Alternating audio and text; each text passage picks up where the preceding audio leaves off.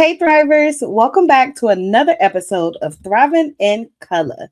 Entrepreneurship often starts with an idea, a vision, and sometimes just a little bit of faith. But turning that idea into a successful business takes strategy, resilience, and the right community. As we continue to celebrate Women's History Month, we're joined by two powerhouse entrepreneurs who know exactly what it takes to build something from the ground up. Selena Young and Shauna Harper are the co founders of the BLOS Collective, a growing network dedicated to supporting entrepreneurs and business leaders with the knowledge, tools, and resources they need to build thriving businesses in today's evolving landscape. What began with a $500 investment and a shared vision in their garage turned into a seven-figure international brand. Today, through BLOS Collective, they're helping entrepreneurs gain access to the education, tools, and technologies they need to build and sustain successful businesses. Thrivers, this is an inspiring conversation you do not want to miss. Welcome, Selena and Shauna. It's truly a pleasure having you on the show today. Thank you. And thank you. Yes. Of course. So before we get into things, we'd love to hear a bit more about each of you. Could you tell us a bit about yourselves? Selena, let's start with you. Wonderful. Well, my name is Selena. I'm born and raised in Oakland, California. I'm an entrepreneur, philanthropist, and marketing and brand strategist. I spent about 20 plus years in the financial services industry with about 10 plus years of marketing and brand experience. And then, I'm just really passionate about helping young girls and women fulfill their dreams and really turn potential into powerhouses. I'm very much so a community leader, passionate about entrepreneurship and all things regarding creating a seat at the table for women alike. Okay. And what about you, Shauna? Yes, thank you so much for having me. My name is Shauna. I am from Oakland, California. And, the last 20 years or so, I have served in government, policy, and education. That's my primary background. That's what I went to school for. But all throughout my life, I've always had this burning desire to do my own thing. I've always been creative and always wanted to make something of my own. And so thank goodness I was able to do that with our company, Define Me Greek. I started a business when I want to say like 18 or 19. And so it's always been in my background and super passionate about entrepreneurship and the pathways it can provide for people. I'm passionate about seeing everyone win, especially our people, and then also building generational wealth through entrepreneurship. All right, wonderful, ladies. Now let's take it back to the beginning. You both co founded Define Me Greek with just a $500 investment and a vision. What inspired you to start the business? Shauna, let's start with you. Yeah. So, with just $500 investment and a dream, that is what we had to start with. So we are both members of a Divine Nine African American sorority, Alpha Kappa Alpha Sorority Incorporated. And within that, we had been members for a while. We noticed there was a lack of just unique and stylish apparel. We would go to conferences and all the things would be the same. And so we sat down one day and we're thinking, hey, we have this conference that's coming up, this international conference coming to our area in San Francisco. And we decided, hey, why don't we just take a stab at starting something? Didn't think beyond that conference. We were able to put everything together, like we said, with our $500. And we're able to kick it off from there. And we really were able to just build relationships to the point where once that conference ended, it was actually the beginning of everything. We were able to partner and collaborate with other Divine Nine sororities, and we're able to get authorized to be able to sell for all of them. And so really the vision was creating this unique and stylish apparel. And we were just inspired by being creative and then having a good connection with each other and working well together. Okay, I love that. Selena, anything to add to that? No, I mean, I would say when we talk about just the major conferences, we seized the opportunity. It was a major conference in our area, one that typically comes around every 2 years. And so, but in our specific area, it could be well over a decade or so before it came around. So we were super excited to just be able to seize the opportunity. We had an idea. We thought, hey, if we like it, maybe others would like it too. And from there, I mean, the reception we received from just the designs that we had, the uniqueness of our brand, it just skyrocketed from there. It was apparel that people had never seen before, and we knew that we were on to something from there. Wow, that is amazing. It looks like you guys saw something and went after it, and look how it has bloomed. I love that so Yes. much. Now, every entrepreneurial journey comes with obstacles. In those early days, what were some of the biggest challenges you faced, and how did you push through them? How about we start with you, Selena? Yes, great question. For us, we had to learn an entire new business. As Shauna mentioned, she was in government relations. I was in financial services industry, and so we're entering this new kind of like e-commerce business, one that we have not had any experience in our personal lives, and so we had to really learn everything ground up, from sourcing to product production, graphic design, distribution. I would say an obstacle was just starting from ground up. We didn't have a blueprint. We didn't have resources or tools or people that said, you know what, we see what you're doing. Let me lay this out for you. We literally started from just teaching ourselves and learning along the way. We had to learn not only e-commerce, but even trade shows. So there were conferences that were going on every year, several times a year. And we had to learn the intricacies of how do we set up a vendor booth, and like, what does that look like, from actually showcasing our merchandise. We had to build brand recognition. We were on the West Coast, and we don't have a heavy populated like HBCU culture, or a lot of Greek apparel companies on this side of the world, at least when we started. And so we had to just push ourselves out there. An obstacle would be, how do we get across from California all the way on the other side of the country, just to be able to show people our brand? And so that took strong relationship building when we were out. We were very consistent in our approach and our designs and how we tried to market ourselves in that time. Hey, we started when Instagram was not a place where you marketed your brand and had, selling products. We literally were posting pictures. And I don't even think video was a component of that. We were really in those early stages. And so we had to learn everything ourselves. We were able to adopt so many great best business practices. And so I would say starting from the ground up was a huge obstacle for us, because we didn't have a blueprint, and we pretty much learned along the way. Wow, wow, that is an amazing story. And how about you, Shauna? Anything to add to that? Yeah, I mean, as you heard, we started with $500. So I would say just add this one thing, is just the limited access to funding. I mean, we just didn't Mm, have a lot of money, to start with. I feel like that's a lot of entrepreneurs' situations. A lot of startup businesses just don't have the money. And so those early stages, we were applying for funding and we're getting rejected. We were, using our personal savings and retirement and credit cards. And so we just had to find creative alternative ways to try to fund our business, that weren't, just the mainstream ways you think you could just walk into a bank and get, hey, I want to start this business and get this money. And, for us at that time, it just didn't work that way. And so mm. the financial piece was definitely a roadblock that we experienced. Understandable. And I love that you mentioned that, because so many entrepreneurs go through that. And it's good to see people that look like us and hear that and be like, this is what happened. This is how we're getting through it. So I love that for you guys. Thank you.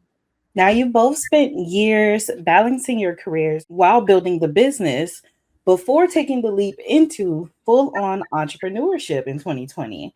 So, what gave you that confidence to make that transition? How about you, Shauna? Yeah, we definitely spent years building the business while working full time. So, one thing is just our partnership. I think the confidence was that we believed in each other, as well as what we were doing. So that was definitely a positive. But along the way, it just allowed us to test, learn and grow the brand organically. So that was a big thing for us. Over time, we saw a demand and we saw an impact, for the things that we were doing and what we were, the impact that we were having on people. So that definitely gave us the confidence, people believing in us believing in ourselves, to know that we could truly just stand on our own. And so, when you venture out into things and you're doing things and you're taking a risk, which is super scary for a lot of people, especially entrepreneurship, a lot of people were in our situations where we had, the full-time job and you're reliant on, sources of income. And then to know that, you may not have that when you take the leap to go full-time is very scary. And so we planned for this. This wasn't something that we just said, hey, tomorrow we're going to, quit our jobs and just go for it. We planned for this for, I want to say over a year, and one thing that helped us was setting a date. And so we set the date of Juneteenth, 2020. So it was super significant. We added it to our calendars, and, we took steps daily to make and plan and make action steps towards that goal of leaving on that day, and so by that time we just felt prepared. We just felt very prepared at the end of it. And so that pretty much sums up, the transition from going from full-time work to full-time entrepreneurship. Yes. And like they always say, even when you're an entrepreneur, it goes from 9 to 5 to 24/7. Exactly. Now, along your journey, you began pouring into other entrepreneurs, which eventually led to the creation of BLOS Collective. What inspired you to launch this organization, and what gap were you hoping to fill? How about you take this on, Selena? Yes, great. I will say, over the time we spent as entrepreneurs, we had a lot of people gravitate to us. We had people asking us for advice, asking us to share our experience. We were getting tapped to lead different like webinars and just really pour into our community. People who had aspirations, who had an idea, just didn't know, how to get started, or even have a community that believed in them and would, root for them every step of the way. And so we started BLOS. We said, you know what, we actually were doing so many things just ad hoc that we wanted to formalize this into an organization. So we did co-found BLOS Collective, which is super excited. We are so happy that we are a nonprofit, because BLOS, the first 4 letters, BLOS, stands for Build, Launch, Own, and Scale. So we want to help people who have aspirations to be entrepreneur, or even just they're in business, but they just need to get to the next level. So we want to help people build their business, launch their business, own and scale their businesses. And what we found is that we really created a community.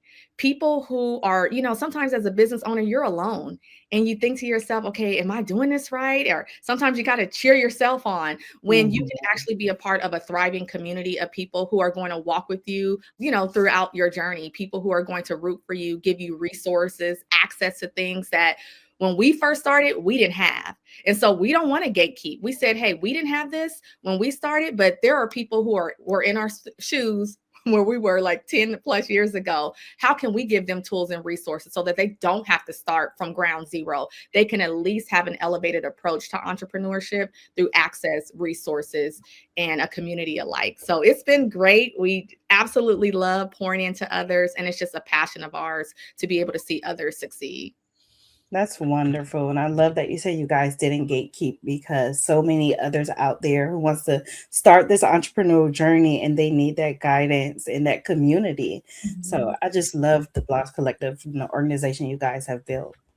Thank you. Of course. Now, BLOS Collective empowers entrepreneurs and cultivate the next generation of founders of color. Why is it so important for communities of color to have access to resources, mentorship, and networks in the business space? How about you, Shauna?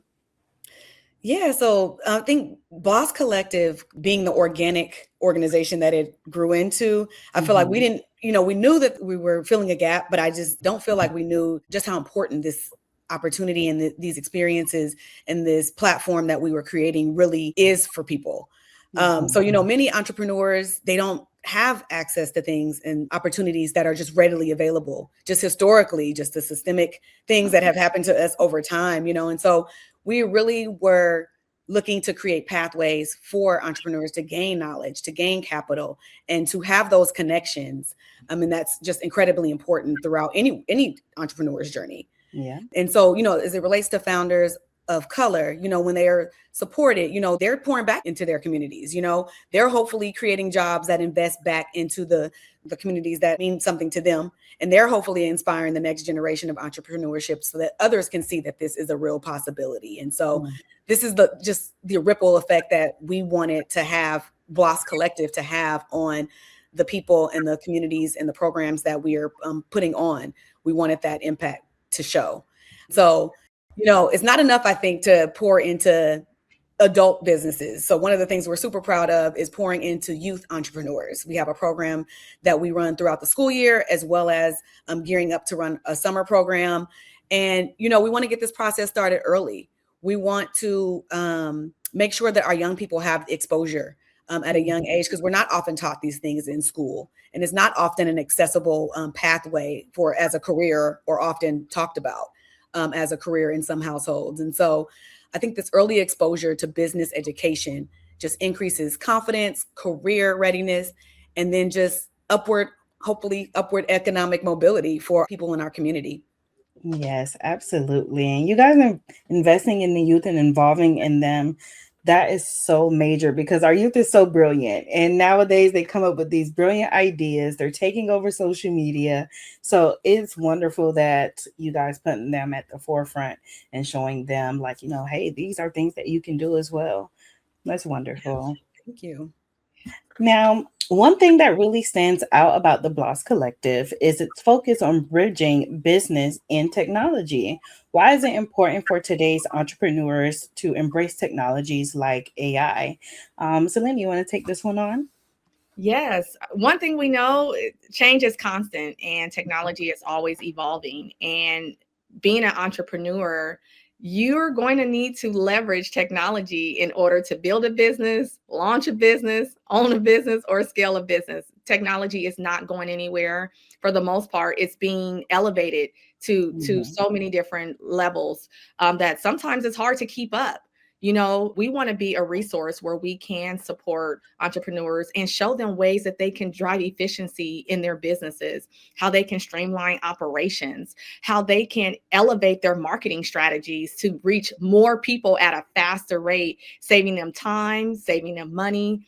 So these are the things that we're really passionate about. And with AI, I mean, there's so many different layers to it that sometimes it can feel overwhelming, or it can feel as if you're kind of stuck using one or two different technology components. But what we want to show is, hey, here are resources. Here's how you can leverage technology. Here's how it can save you time. Here's how how it can benefit your company. And it's all about keeping ourselves abreast of the technologies. Just like Shauna was speaking with our youth, some of them are from underrepresented communities, where access to technology may not necessarily be something that you can just have readily available. We want to be that resource that we can give them exposure to the different technology advances. We want to be able to, sometimes people don't have an iPad or a laptop just to be able to maneuver and build a website that you can do within 5 minutes or 10 minutes, or create an app, or just even create a brand board to really hone in on what is going to be kind of the brand of your company. We want to use AI technologies for that, to help really streamline business operations, drive efficiency, save time and money for aspiring entrepreneurs. Wow, that is amazing. Technology is definitely so important. AI is the next best thing. Everyone has to be equipped to it. So I love that you guys are putting that into the people that you come across. Now, since we're celebrating Women's History Month, I'd love to ask about your experiences as women founders. What has your journey taught you about leadership, resilience, and showing up in spaces where women have historically been underrepresented? How about we start with you, Shauna? Yes, happy Women's History Month. Our 12-year journey has been, one for the books. I mean, there's been ups, there's been downs, and everything in between, to be honest. And so I think a few things that I feel like our journey has taught us is that, the leadership and just entrepreneurship requires courage. Sometimes we're feeling like sometimes people are scared to start. They don't have the confidence. And that's what we're learning a lot in the program that we're doing when we're working with these youth, and then we're working with adults and women. We're finding that a lot of people just don't have confidence and don't have the courage and are scared. And so that's one thing I will say, is getting through that piece of it is going to be something that's going to be critical in terms of going for what you want to get what you want. Leadership is also about lifting others as you climb. We are here today because of the people that have supported us along our journey. And so we want to make sure that we give that back to our communities. So it's something that, you just can't do alone. And so thank goodness we've sought out different mentors and different organizations that have helped us along the way as well. Okay. I love that. And how about you, Selena? You want to add to that? Yeah, I'll say entrepreneurship isn't easy. I think sometimes we can look at social media or different digital platforms and it creates a false narrative, when we look at entrepreneurs and the business that they have now, but we don't know the backstory or the journey that they took. So definitely we want people to be consistent in their approach to entrepreneurship. You believe it, you have an idea, go for it, but just know that it's not easy and that you may make mistakes, but you can pick yourself up and try again. There's opportunities for you to learn and grow. No one gets to the top just by having like a straight line. There's going to be different intricacies of your journey that are important and that there are lessons to be learned from that. And then opening the doors for others, as you continue to climb the ladder of success, making sure that you're bringing people up along the way and supporting others as you probably would want people to support you. And then the last thing I would say is ask for some of the things that you want. Sometimes people don't know what you want or know what you need. And there are people who have the resources and access. So I know one of the things that we've been working on is just asking, you'd be surprised how many doors open by just a question and asking for what you want. Absolutely. So, looking back at your journey, what are some lessons about entrepreneurship that you wish more founders understood? How about we go with Selena with that one? I'll say you don't have to have all the answers up front. I think sometimes, or just start with a lot of different products or offer a tremendous amount of services. Sometimes it's okay to just start with one or two. Get some feedback, get assessment of what's working well and what are some areas of opportunity for you. You may not have all the answers, and just be okay with knowing that is okay. But you're still walking towards your purpose and you're still walking into what you believe to be true. Don't be afraid to bet on yourself. They say, hey, if you can rely on one person in this world, it should be yourself. And you should continue to find ways to just motivate yourself, learn new elements about your business from finance to marketing and beyond. Keep learning. There's so many changes going on in business real time. And we want people to understand that you're never too old to learn something. You're never too experienced to be able to learn something different. And then just build community. I will say it is a beautiful thing to be surrounded by people who are rooting for you, who are cheering for you, and really breathing in that positive energy. So those are some of the things I think people, when we talk about lessons, that I think would be great. I love that. And now, lastly, for women who are listening and thinking about starting a business, what advice would you give them as they take the first step? Shauna, take us away. Sure. Yes. My favorite saying is start where you are with what you have. I feel like a lot of times we feel like we have to have it all together to get started. And really, we don't. I know we spoke a lot about resources and asking for help and things like that. There are a ton of free resources out there. You can just have one thing, like Selena said earlier, and don't feel like you got to have 10 products just to get started, or the most fabulous website just to get started. So making sure that you really just assess where you are and starting with that, because a lot of times people like to see your journey, especially on social media. People are sharing, they're investing in buying you, right? And so how are you showing up? How are you taking people along the journey that you have as a startup entrepreneur or business owner? What else? I think there's a few things of advice that we would give.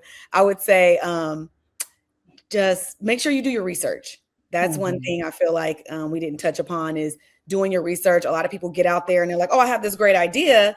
But come to find out, you may be infringing on an idea that already exists and things like that. And so make sure you're offering something different. You're researching what's out there, because a lot of times, a lot of these ideas that we have are not new, but people are putting their own spin on them. So making sure that you're differentiating yourself from your competitors, making sure that you understand your services or products and what you are offering and how it's different. And so that you can make sure that you're unique in your own and staying in your own lane.